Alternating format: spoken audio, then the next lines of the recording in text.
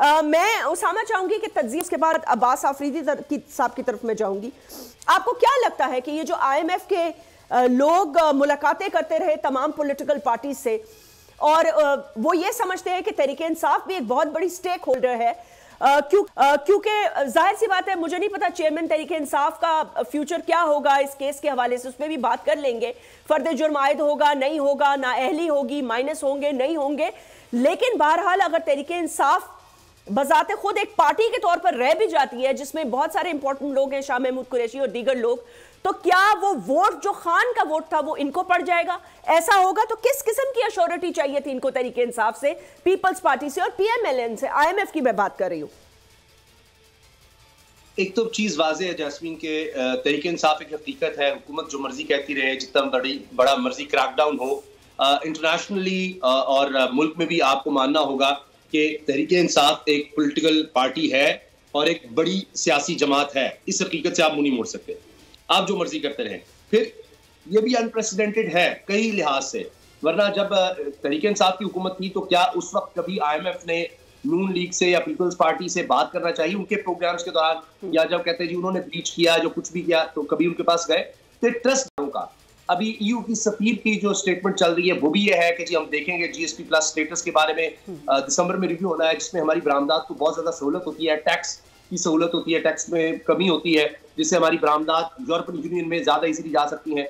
वो भी ये कह रहे हैं कि हम देख रहे हैं इंसानी अदालतों का मामला देख रहे हैं, इंसानी हकूक का मामला, साफ की आजादी का मामला, तो इंटरनेशनल लेवल पर देखा जाता है। फिर इस मुलाकात का एक बैकग्राउंड है जिसमें आप देखिए IMF की स्टेटमेंट, जो ना तो IMF को देनी चाहिए ना वो इस तरह की एक मालियाती इदारा, उसका क्या काम है कहना कि जी आप आइन के मुताबिक अपने मामला हल करें, आइन के मुताबिक।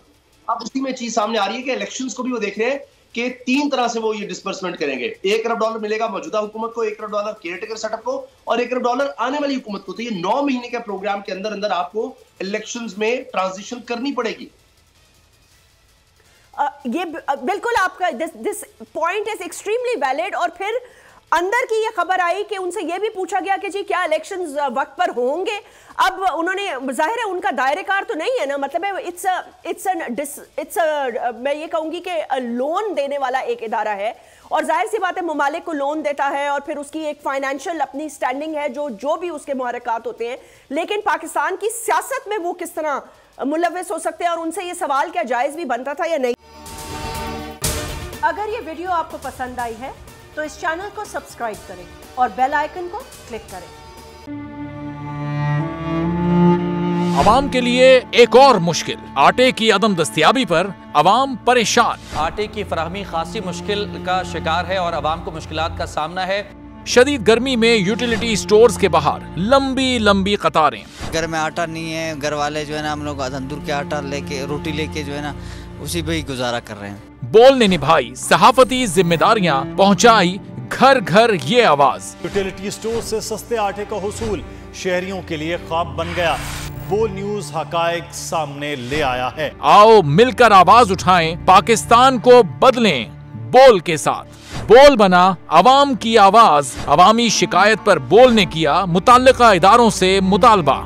सुबह 6 बजे से आकर ये लोग आटे का इंतजार करते हैं। 7 बजे आई और नहीं मिल रहा है आटा, पैसे नहीं होते थे उधारे लेकर आती हूँ। वो कहते हैं जी 7 खजूर लाजमी लें, हमारे पास आटे के पैसे नहीं होते तो खजूर कहाँ से लें? क्योंकि बोल है पाकिस्तान का नंबर 1 न्यूज चैनल। सब्सक्राइब करें और बेल दबाएं ताकि कोई खबर रह न जाए।